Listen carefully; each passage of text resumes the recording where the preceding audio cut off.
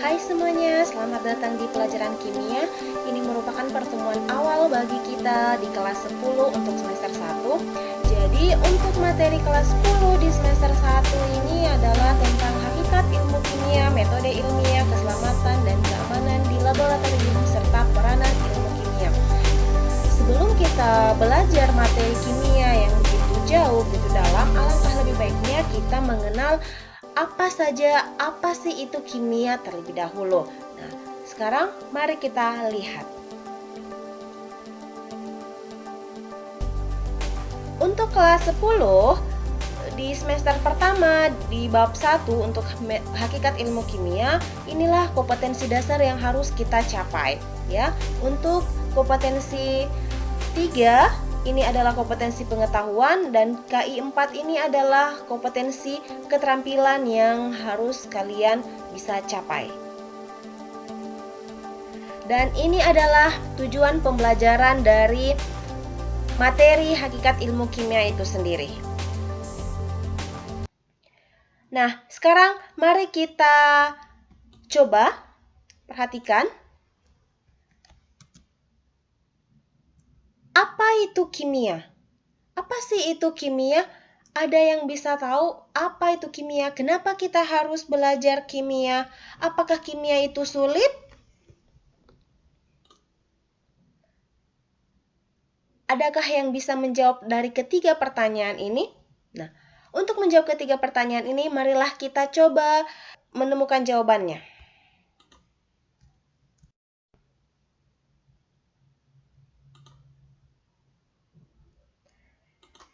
Materi, apa hubungannya kimia dengan materi? Apa sih itu materi? Jadi, materi itu adalah segala sesuatu yang memiliki massa dan menempati ruang. Yang seperti bagaimana materi itu? Jadi, materi itu bisa berupa spidol, bisa berupa meja, bisa berupa baju, kertas, udara, itu adalah semua materi ya. Udara sekalipun meskipun dia tidak terlihat, tetapi dia memiliki massa dan menempati ruang. Nah, segala sesuatu yang memiliki massa dan menempati ruang, itulah yang dikatakan dengan materi.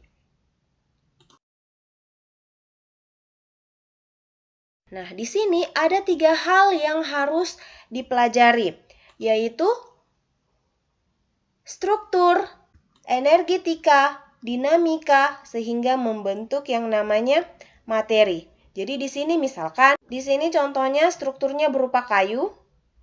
Kayu ini akan kita berikan energi berupa misalkan dibakar. Energi panas yang kita berikan, dia dibakar.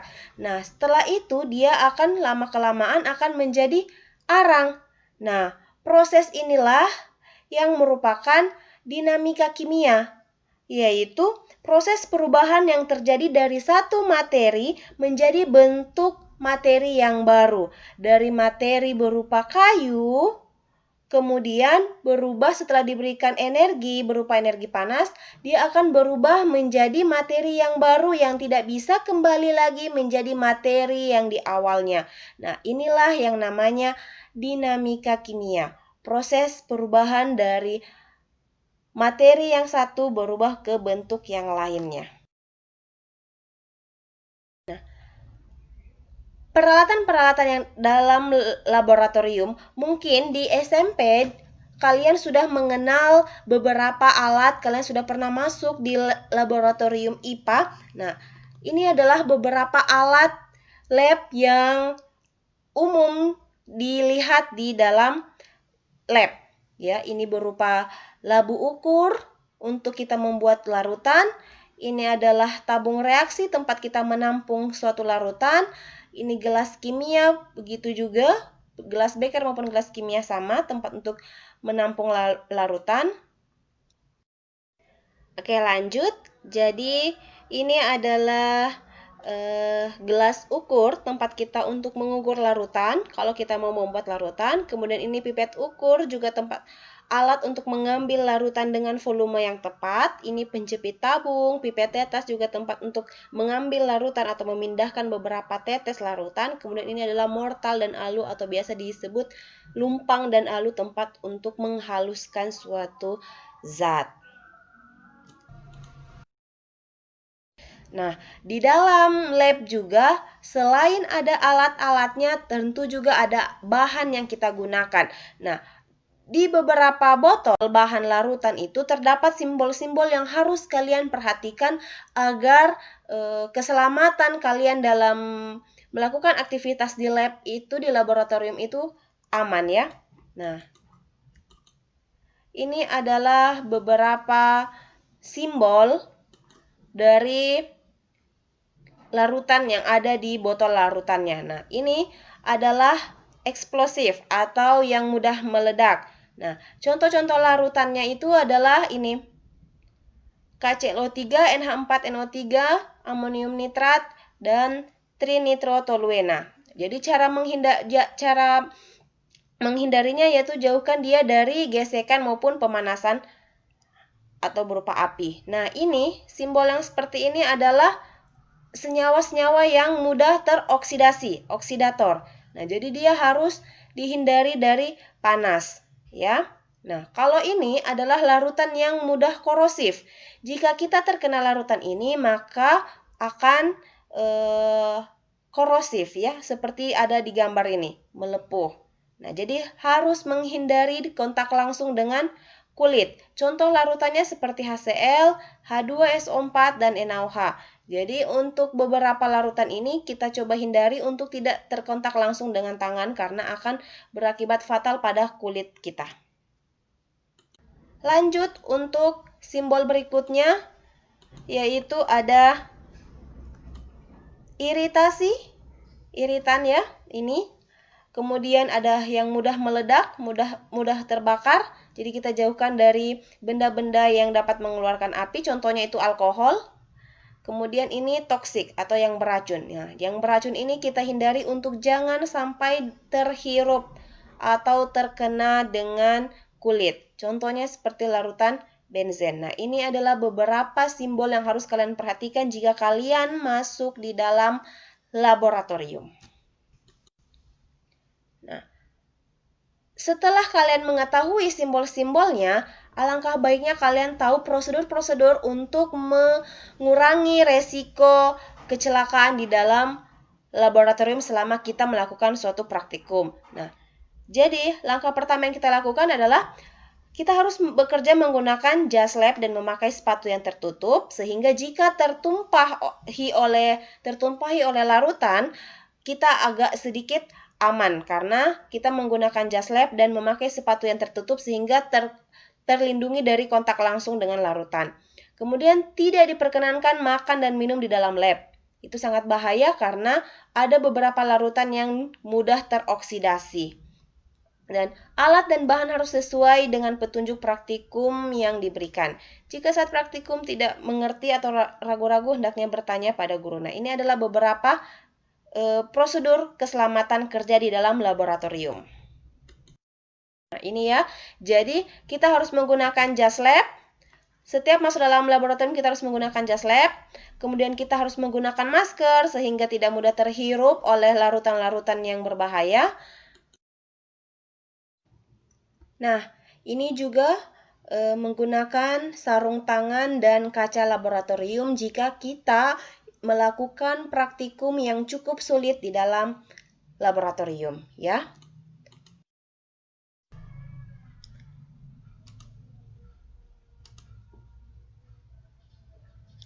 Nah, ini adalah beberapa teknik dalam melakukan prosedur di dalam laboratorium.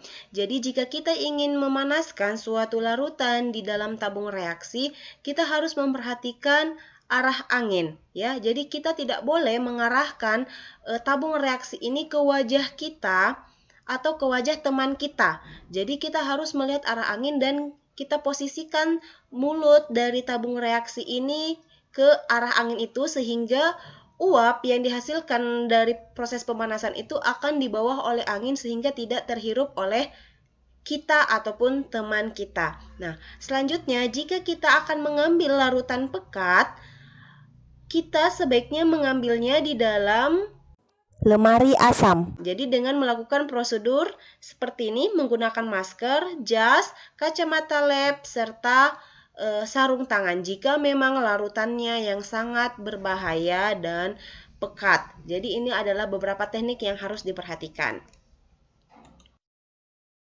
Jadi ini adalah larangan keras untuk makan dan minum di dalam lab karena akan sangat berbahaya untuk diri kita sendiri. Kemudian ini adalah gambaran yang tidak baik dalam suatu lab, proses penyimpanan bahan dan alatnya. Jadi alat-alat itu tidak bisa digabung, tidak bisa disusun secara bersamaan dengan bahan-bahan, dan bahan-bahan yang botol itu tidak bisa didekatkan atau disimpan bersamaan dengan bahan-bahan yang di dalam, maksudnya botol kaca dengan botol yang plastik. Itu sangat berbahaya, dapat mengkontaminasi bahan-bahan yang ada di sekitarnya. Jadi ini perlu perhatian yang cukup ya. Selanjutnya untuk penggunaan zat. Jadi ini adalah beberapa yang perlu diperhatikan dalam pada saat kita menggunakan zat, menggunakan bahan-bahan kimia. Jadi ini ya, tabung reaksi yang bersih zat kimia dan dipanaskan tidak boleh diarahkan ke wajah seperti di slide sebelumnya yang sudah dijelaskan. Bahan kimia tidak boleh dibaut, maksudnya tidak boleh dicium langsung karena itu sangat berbahaya. Kemudian larutan kimia yang tumpah di meja atau di lantai segera dibersihkan karena sangat beresiko jika tidak dibersihkan lalu kita menyentuh larutan itu lagi, atau ada teman kita yang tidak tahu bahwa di situ tempat tertumpahnya larutan lalu tersentuh atau terkena oleh tangannya. Oke. Kemudian larutan pekat yang tidak terpakai dan dibuang di wastafel diencerkan dengan air terlebih dahulu. Karena jika larutan pekat langsung kita buang ke wastafel tanpa diencerkan dengan air, maka itu dapat merusak limbah di sekitaran lab. Nah, kemudian mengambil zat secukupnya dan jika berlebih tidak boleh dikembalikan ke botol asal karena dapat merusak bahan yang masih aman, yang masih steril di dalam botol zat sebelumnya. Oke, jadi ini adalah beberapa hal yang sangat penting untuk diperhatikan dalam penggunaan bahan-bahan kimia. Selanjutnya, nah, ini adalah metode ilmiah, langkah-langkah dalam melakukan penelitian atau percobaan. Jadi pertama, mungkin kalian sudah pernah di SMP membuat suatu karya tulis. Jadi di sini langkah pertama ya, kita harus mengetahui, mengidentifikasi masalah apa yang sebenarnya akan kita lakukan. Setelah itu kita sudah menemukan masalah yang akan kita telusuri, maka kita melakukan observasi. Kita melakukan observasi tentang masalah itu yang kita punya, kemudian kita merumuskan hipotesis, dugaan sementara, lalu kita mengumpulkan data dari masalah yang kita punya tadi, kemudian kita melakukan eksperimen, kita menguji hipotesis sebelumnya, apakah sesuai dengan hipotesis kita atau tidak. Kemudian kita lakukan perumusan teori untuk menguatkan antara teori yang sudah ada, eksperimen yang kita lakukan, serta hipotesis yang telah kita buat. Kemudian langkah terakhir kita merumuskan suatu kesimpulan. Jadi ini adalah tahap-tahapan metode ilmiah yang dilakukan dalam melakukan suatu penelitian. Oke, selanjutnya. Nah, kalian mungkin bertanya-tanya, seperti di slide paling awal, bahwa untuk apa kita belajar kimia? Apa sih pengaruhnya kimia bagi kehidupan kita? Jadi ilmu kimia itu sangat erat kaitannya dengan kehidupan kita sehari-hari. Karena sebenarnya kimia itu ada di kita setiap harinya, selalu bersama dengan kita. Kita bernafas itu menggunakan senyawa kimia, yaitu oksigen. Kita menghembuskannya kembali melalui gas karbon dioksida. Jadi semua itu terproses secara kimiawi di dalam tubuh. Itu semuanya adalah proses kimia tanpa kita sadari, ya. Jatuh cinta pun itu adalah proses kimia yang kalian sebenarnya tidak sadari, tapi itu adalah proses kimia. Nah, peranan ilmu kimia ada juga di berbagai bidang seperti bidang kedokteran ya, sudah umum sekali, sudah sangat lumrah di bidang kedokteran, yaitu untuk menguji kesehatan, mengidentifikasi suatu penyakit serta membuat obat-obatan. Untuk pertanian sudah pasti untuk penggunaan pupuk dan pestisida. Untuk bidang pangan dia itu sebagai zat aditif, penggunaan pengawet, serta penggunaan mikroorganisme atau bakteri pada makanannya. Mungkin kalian biasa bikin roti, itu bisa ragi, jadi itu adalah proses kimia yang ada di kehidupan kita sehari-hari. Kesimpulannya adalah bahwa ilmu kimia itu adalah ilmu yang mempelajari struktur, susunan, sifat, perubahan materi, serta energi yang menyertai perubahannya. Nah, ilmu kimia memiliki peran yang penting dalam kehidupan, baik dalam bidang kedokteran, pertanian, hukum, teknik, pangan, fisika, biologi, dan sebagainya. Nah, jadi dengan memahami simbol-simbol bahan kimia dan menaati prosedural kerja di laboratorium, sangat penting demi keselamatan dan keamanan kita di laboratorium. Jadi inilah. Semoga kalian menyukai kimia untuk dipelajari ke depannya. Terima kasih.